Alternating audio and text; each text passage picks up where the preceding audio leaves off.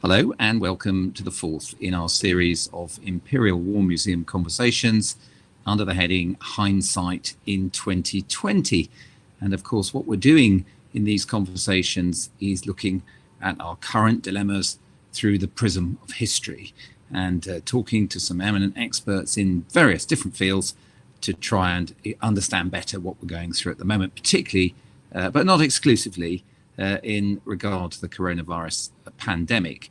We've already done conversations on the language of war and how that's been used or misused in this context, the UK-China relationship, the post-pandemic world order, and now today's topic, which is, are we heading for a new surveillance state, or will liberties be conceded in this struggle to defeat this disease that effectively undercut people's civil liberties in the long term? Now, if you look on the right of your screen, you'll see a conversation box, and you can type questions in there for the panelists. And what we'll try and do is towards the end of the conversation, around the top of the hour, we'll make time to have some of your questions and we'll put them to the panelists. But first, let me introduce those panelists. Firstly, I'll start with Professor Jean Seaton, who's Professor of Media History at the University of Westminster, and also the author of a book, Pinkos and Traitors, which I'm told is about the BBC, but well back in its history. Joining us also is Carl Miller, who is with the social media program at Demos, the think tank, also presents Click sometimes on the BBC, and also has a book out, Death of the Gods, all about the tech giants and the changing world. And we'll also be joined by George Brandis, who's the Australian High Commissioner and formerly the Attorney General of Australia, and is a fellow trustee of the Imperial War Museum. But let's push on then into our conversation today, which is about are we either consciously or inadvertently creating a new surveillance state as people struggle to get a handle on the coronavirus pandemic, and of course to try and prevent the so-called second wave. And perhaps, Jean, let's start with you. Do you think, in a broad sense, people are conceding their civil liberties, their data, their personal information a little too readily? Is the balance right? I think that's the wrong question. I think the question is, are you giving away data in the public interest under controlled circumstances that is also in your interest with something like consent? And mostly people give away vast amounts of data with no consent whatsoever and no control over how it's used. So I think there are real dangers that I absolutely wouldn't minimize the potential of all sorts of, I mean, I wouldn't like to be a resistance fighter in a number of contemporary modern states. It would be very difficult, and we should be worried about that.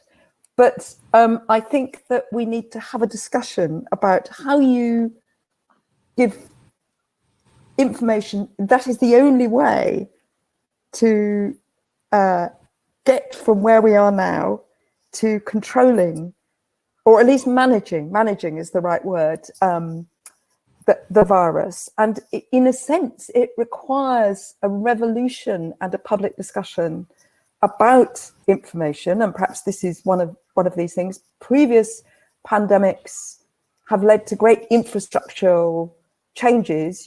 Cholera led to sewers. Malaria actually was probably killed off by urbanization. And now I think this time we can only understand the virus through using data, and we can only protect ourselves and other people by sharing information in a way that we understand. So it's a very good place to start to have those discussions, which I think we've failed to have over the last 10 years. Thanks, Jean. Carl, Jean obviously making the point that people concede all sorts of rights over their information when they tick the agree box on various new devices or when doing business with various people online, looking at the technological side of this, because obviously a lot of countries are investing a lot of effort in the track and trace apps. Do you see any particular model that's working, and do you see any that you think are of particular concern in terms of civil liberties? Well, thanks, Mark, and afternoon, everyone. I'm going to do something unbelievably unpopular and something I barely ever do at the beginning, and actually come out in support of the tech giants for once on this. Now, the track and tracing app, just to catch everyone up, and the NHSX were creating their own, and recently they've kind of pivoted towards what's looking like the universal one, really, that's being rolled out, a kind of Apple-Google coalition. Now, if you actually look at this app, it's actually kind of very hard to find anything to hate about it. It's decentralized, it's entirely opt-in, the information doesn't leave your phone, and the identifiers don't have location data attached to them, which is usually one of the big concerns that privacy campaigners have. And you really, information is only really shared about you once you put into the app the fact that you are experiencing coronavirus symptoms. And of course, the whole point of the app is to allow other kinds of liberties and freedoms to be restored. I mean, of course, this is the entire point of any track and tracing regime, whether it's technologically facilitated or otherwise. So the app itself, I really think is fine. I'm sure there's someone watching this who has an extremely good reason why there's another oblique and obtuse kind of like a form of attack or a way of undermining that app, which might raise privacy concerns. But in general, I think the app is generally okay. I think that the worry that I have is really a deeper one, and it comes down to power and decisions. And really who is really driving the solutions and who gets to define the solutions and what those solutions look like. And I think this is like part of a very long story over the last 10 years or so of tech giants becoming more and more and more central to so many different parts of our lives. And here again, we're seeing two unbelievably powerful companies that have huge amounts of other data kind of moving into this kind of position of like extreme centrality of society, but basically defining a solution for us. And as usual, it's actually a very powerful solution. It's probably the right one, but it does cause just another concentration of power. And that I think does kind of begin to slowly kind of move the kind of decisions that we make a little bit further away from those centers of democratic authority and accountability that we kind of need to be making these decisions around, not just data and privacy, but actually, you know, fundamental questions of liberty at the moment as well. That's a good point to bring in your Orwell connection, Jean, which I should have mentioned at the beginning. You're director of the Orwell Prize, the Big Brother model. I mean, it is pretty remarkable, isn't it? The role that fear played in getting compliance of the whole population for the lockdown, and now you see people even very nervous about letting their kids back to school when the science would seem to suggest that the risk to children per se is very limited. Yeah. So what does the way that the public has reacted tell you about, have we taken a step towards a Big Brother society here, or does it show how easy it would be for governments to do that if they wanted to exploit fear in that way? I mean, I think if you inject a whole society, let alone a whole world, with fear, there will be consequences. I mean, I think fear is a very, very powerful adrenaline driving thing, and people were in shock. I mean, literally, I think actually everybody was in shock for a bit. So there will be consequences we can't see, and I've no expectation. There was a lot of talk at the beginning that they will be nice consequences, but that all has to be struggled for. They might be unpleasant. Fear is can be manipulated and maneuvered. And often, both fascism and communism depended on real fears. I mean, real discontents, real dismay, real inequalities, and it mobilized, both of them mobilized those fears towards improper ends. I mean, they instrumentalize the fears for a political end in a particular kind of way. And I suppose you might see that happening. I mean, I think that Orwell's very good on fear because he had an immediate personal experience of a whole variety of fears, not least fear of dying, because he was mostly ill. So I think, he's a very interesting person to look at fears. Whereas The Plague, which is the other book that's been around by Camus, is sort of good on fear, but it isn't personalized fear, actually. It's much more French and abstract in a way. But I think I think people are right to be wary, but I think we have not had a public conversation, for instance, about risk. I mean, it's easy to be nasty in hindsight, but it would have been an absolutely brilliant opportunity to involve the public as sentient members in a discussion about the relative risks that the government was assessing. Instead, it was rather played as if they knew an answer. And of course, they didn't know an answer. Nobody knew an answer. So I think there was a lack of belief in the public, oddly. And one wavers. I mean, I shouldn't say this, but one wavers between actually thinking that the public with the right information is on the whole in touch with its own interests and rather sensible, and a fear that propaganda or misinformation, particularly as it comes in modern form, will remove people from their real interests. But I think in a way people, although there have been some very strange fears, particularly fears of outsiders, which are really worrying, there's been a kind of, people have been quite sensible. So I don't know whether that give you an answer, but I think you have to trust people. The next bit is far worse. Nobody knows what you're going to do with an economy that's crashed, with particularly an imaginative capacity for a generation taken out. No theatres, no art, no writing, all of those careers have gone, and we don't seem to. That's the centre of the nation. Imagining is the centre of the nation. Carl, I just want to push on in a sense from what Jean's been saying about the public and, in a sense, their common sense or their assessment of risk.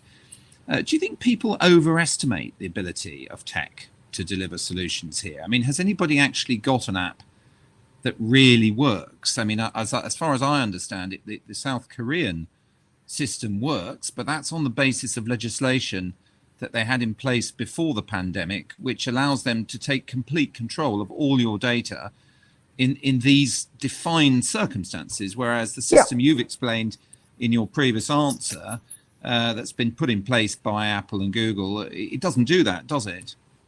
No, and the South Korean system, and really many of the kind of track and trace systems especially from Asia that we look on with such envy at the moment, are obviously part of much wider kind of both institutional and legal regimes, which require lots of other things to happen, including forced quarantine and things like that for people that are showing symptoms. I would like, just for a moment though, Mark, just to kind of pick up a thread from Jean around fear and propaganda, because I think that's extremely important, and it's actually, for me, it's one of the most important threads which has led from the Cold War to this moment now. Because what I'm kind of spending my kind of like day job on at the moment, more than anything else, is this infodemic, which everyone might have heard of, this kind of churning morass of truths and half-truths and misdirection and misinformation and disinformation and coordinated inauthentic behavior, and all this warfare that's basically broken out online. Warfare over the understanding of the virus, over the common sense around the virus. That's supposed to be the second half of the discussion, Carl. I know, but I couldn't. You want to leap into it. I couldn't resist, because I just thought it was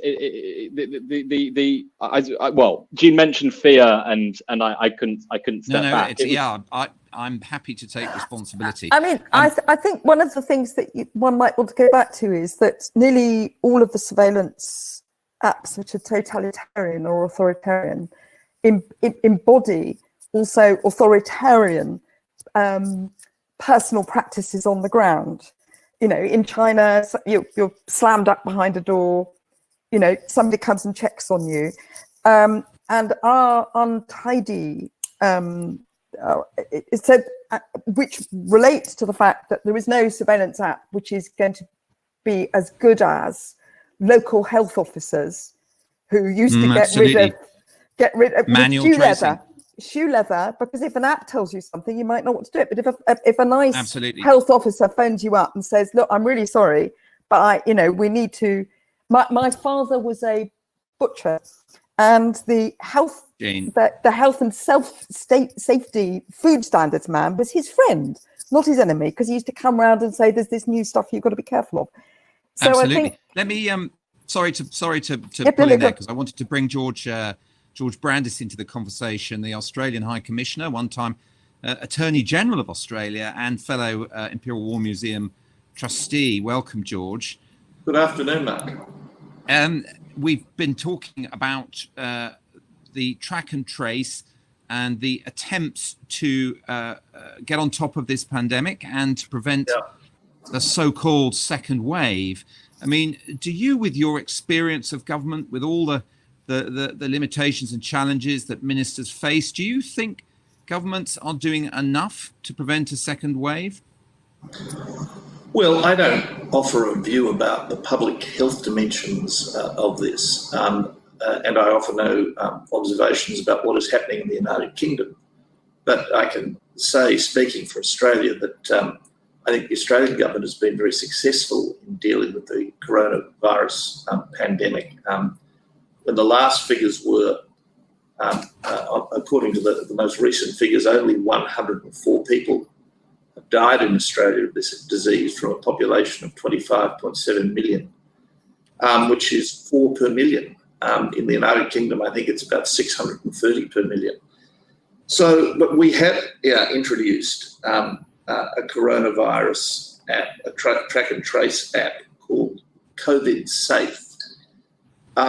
And it has been, as far as one can infer from the infection rate figures, it has been very successful. It's been downloaded by more than 6 million people. It's a voluntary scheme. Nobody can be forced into it. There are very, very strong protections of privacy protections.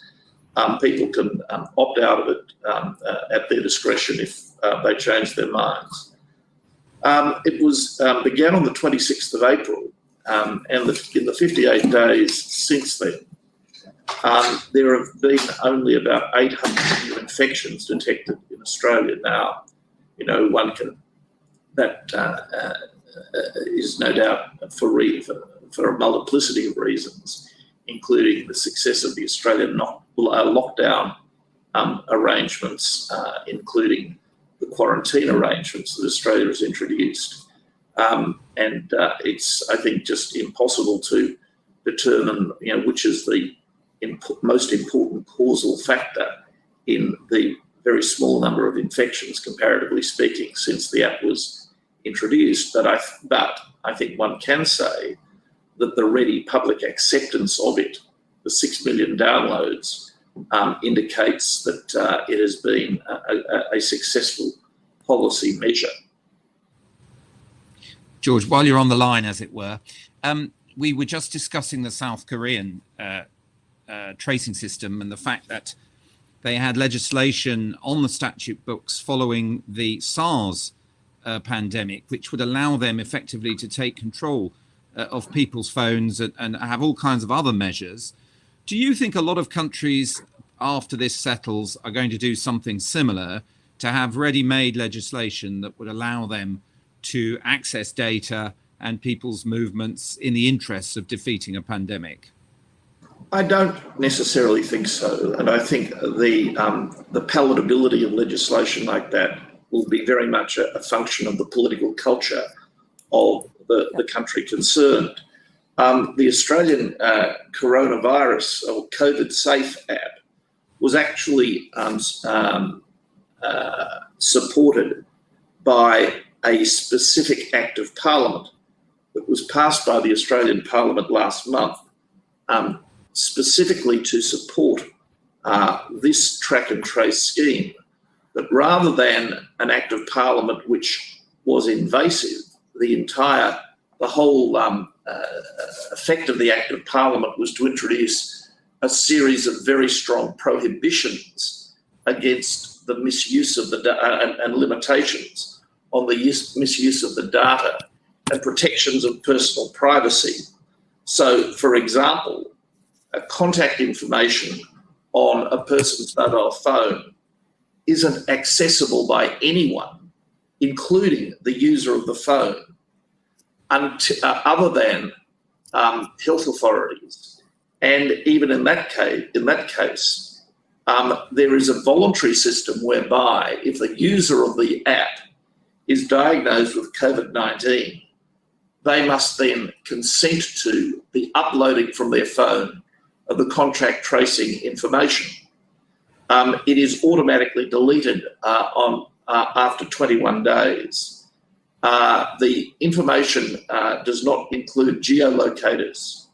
It can't be used for any other purpose than for the contact tracing purpose.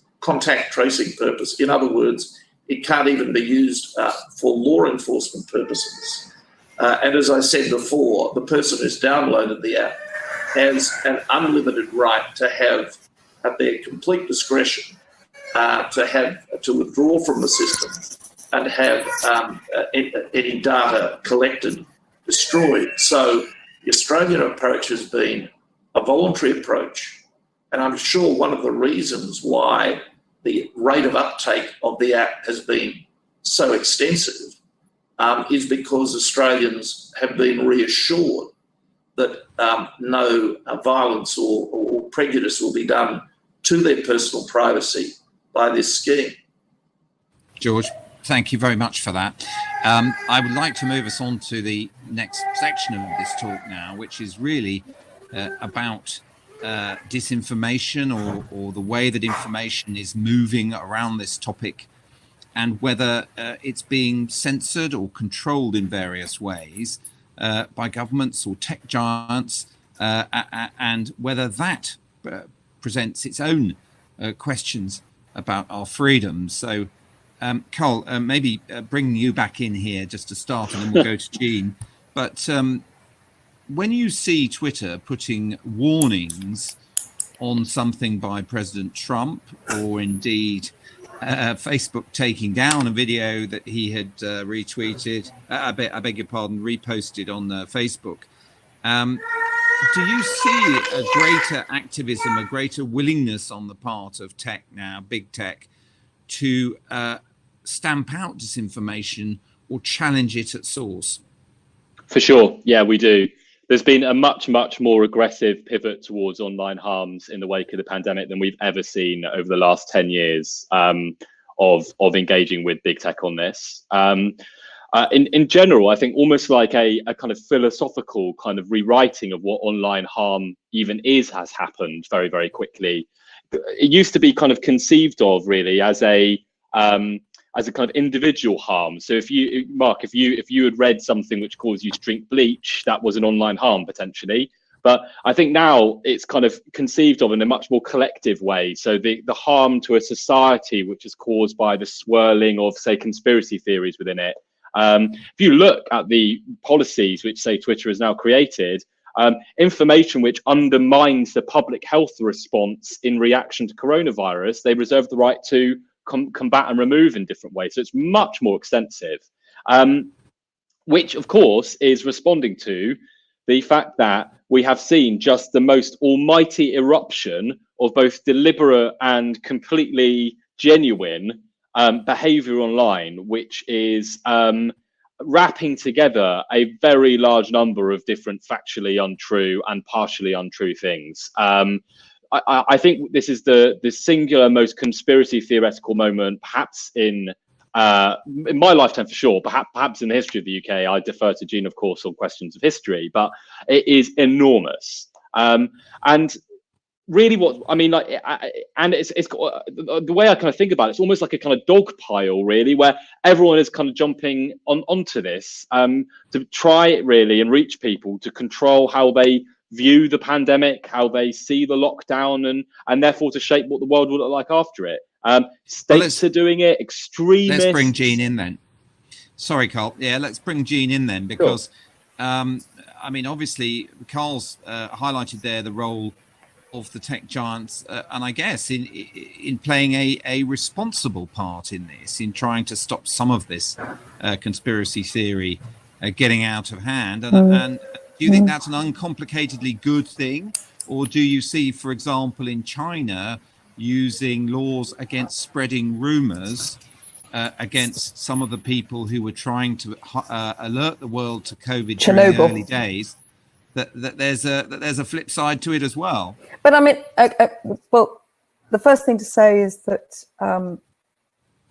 we're in a very alarming state generally around information, the ecology of information, and you know, as any academic knows, there's no such thing as a fact, but they are very complicated things and they need testing in proper ways. But we seem to have abandoned any notion that good information will drive out bad. It's the opposite way at the moment. It's the 17th century, it's the 16th century. Bad information may be driving out good, and this will have real harms both to individuals and to society. I'm afraid, rather like the way in which I'm afraid that there isn't a neat answer that says, I'm afraid you have to look to democratic institutions in their complexity and not black or whiteness, and maintaining their vigor and institutional integrity to, and that doesn't sound like a nice, easy answer to protecting the information that is accurate and true. But there is a real battle, I think, for understanding in a way that there hasn't been, because of the way in which the internet makes people think things. Everybody's always been subject to rumors. Rumors are just wonderful bits of gossip. But the way in which that's seeded into something that is very at scale. So so everybody has to get that, which is why I said we need to have this discussion. If you looked at things like BBC monitoring during the Second World War, it was often trying to pick up trace elements of how people felt, what a word meant about them, emotions, what a piece of information meant about what was happening somewhere else. So monitoring, which was listening to the world's broadcasts and writing it down and interpreting it in real time, was in a way, in a very primitive way, trying to do what the internet does.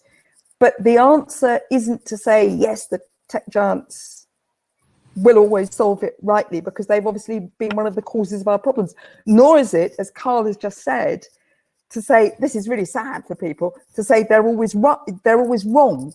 That we have to use them and we have to circle them with legislation, and people get very bored with that. But the High Commissioner, I thought, was very, very interesting. He said it was what the laws that went through had to be palatable, they had to be understandable, what you were giving away had to be limited. These very are not, focused, yeah. Very focused. They were not nice, simple Iconiums, the bastards are trying to get us, or they will get out of prison free because they're big. And people had to begin to understand the nuanced argument around institutions, institutional integrity, institutional independence, statistical independence, in order for us to arrive at a compromise which is fair and reasonable. And that's a social democratically difficult story, but it's the only one. It's the only one. There's no one answer. So no. What, you know, let's take no one. Democrat. Let's take one or two of the questions we've been getting on our chat column on the right of the screen there. And Jean, I might as well start with you, because Claire had a very historically based type of question, which is, could you give an example of information control in history being used for a good a good purpose or for the common good? Yes, this is a very peculiar example. The D-Day landings, which were the beginning of taking of Europe back from the fascists, were a very big secret, and they were very, very they disguised what everything looked like. They did everything it could do, including moving food supplies to the other end of England. So it looks as if you were gathering an army at the other end from the end you were gathering it at. Those were secrets, and I imagine that the entire British public at that time would have agreed not to know about that, because they wouldn't have wanted the Germans in any way alerted for when they arrived on French soil. The other example, the rather more extraordinary example, would be the Great British Bake Off, in which 900 people kept the secret of the first winner, and that was because very good will and trust. They weren't bought. There was no money involved.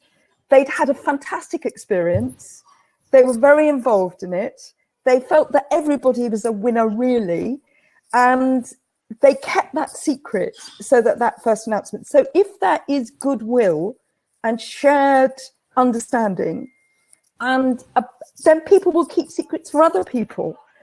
And I think that's a very important thing.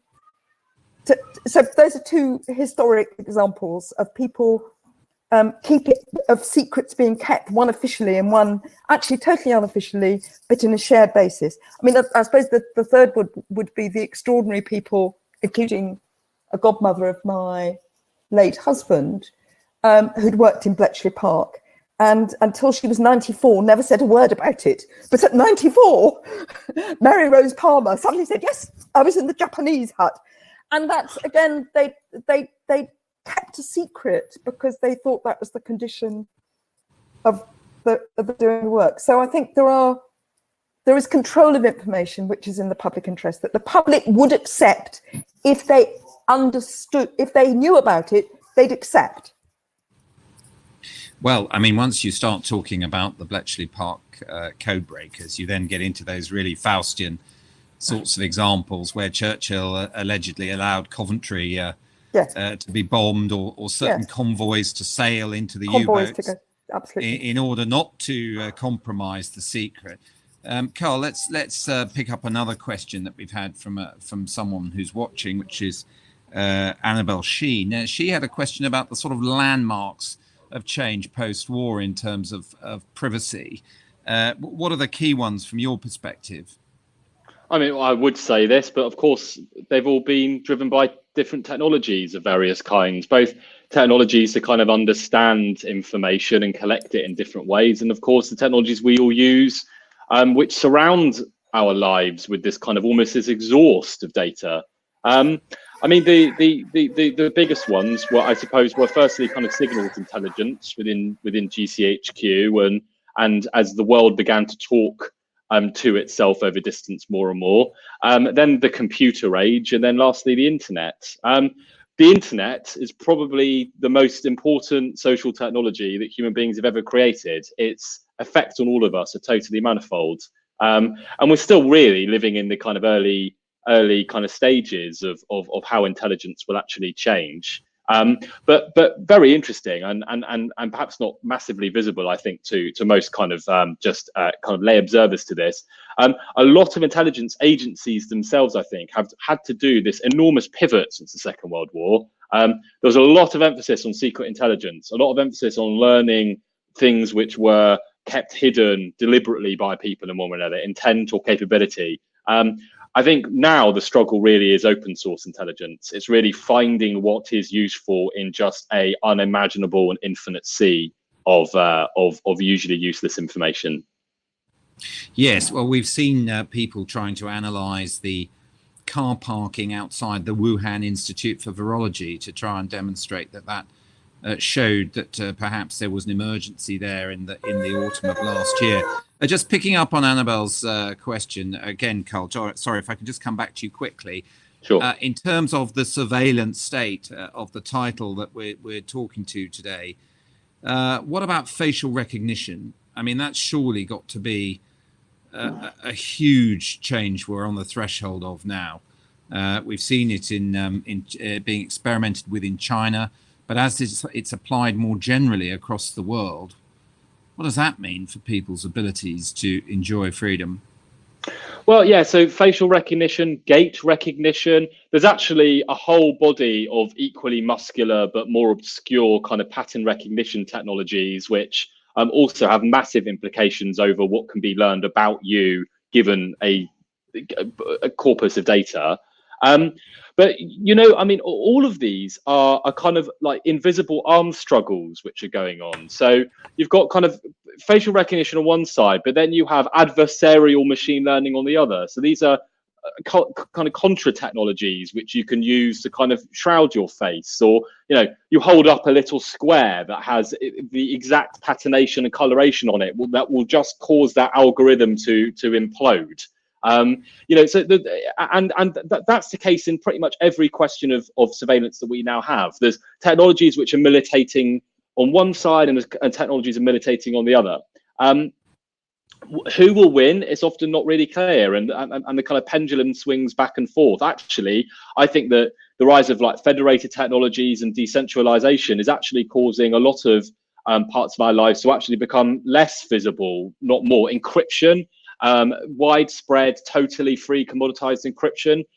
The intelligence agencies probably know less about you than they did 5 or 6 years ago. I guess that probably to end this thought, though, as briefly as I can, on a bit of a concern, I think one of the kind of like dangers of all of this is that these arms struggles kind of continue in the shadows. These are obscure technologies, often being made and developed by very small teams of highly specialized, extremely skilled people. And these, basically the outcome of them really do determine our fundamental rights, our privacy, what could be learned about them, much more really than most legal frameworks or acts of parliament. Technological possibility, I think, has often superseded both legal or political debate in actually answering these questions. I think if you go to DEF CON, you go to Vegas, you go to big conventions of hackers, the law is pretty irrelevant to those people. It doesn't really matter that much to them. And what matters is what you can do with technology. And so that's my kind of concern, is that these questions aren't being resolved in forums like this, much less forums in Parliament. They're being resolved in those struggles between competing bodies of tech. Jean, I'd love to bring you in, but this is probably our last contribution. And please do pick up on what Carl was saying, but also could you give us a sense, could you channel Orwell and give us a sense as we come towards the close of this as to whether we have actually reached the type of Big Brother state that so concerned him? 1984 was written by Orwell as a prophylactic. It was a warning, and it came out of real experiences in the Spanish Civil War and out of communism and fascism. And he wasn't saying it was going to happen. On the contrary, he was trying to say, be scared. If we're not careful. Yeah. And I think my only answer to Carl is that I think we need to have a much better political debate. And capitalism was in the end, to some extent, controlled by health and safety, by regulations. And I think I don't know, you think that the tech will solve it. I think it will if we don't produce the generation of politicians and policies that address it properly. So it's up to us, really. Although what Carl was saying there about the technologies running riot, like hacking technologies, disruptive, would suggest that to a considerable extent, nation states have lost control of the evolution. Not in China. Exactly. Have they in China? Have they in China? Have they lost control in China? Rather more than I think the narratives around China and their state and technology actually imply. Yeah, I think the internet is still very dangerous for the Chinese authorities in lots of ways. But that's exactly my point.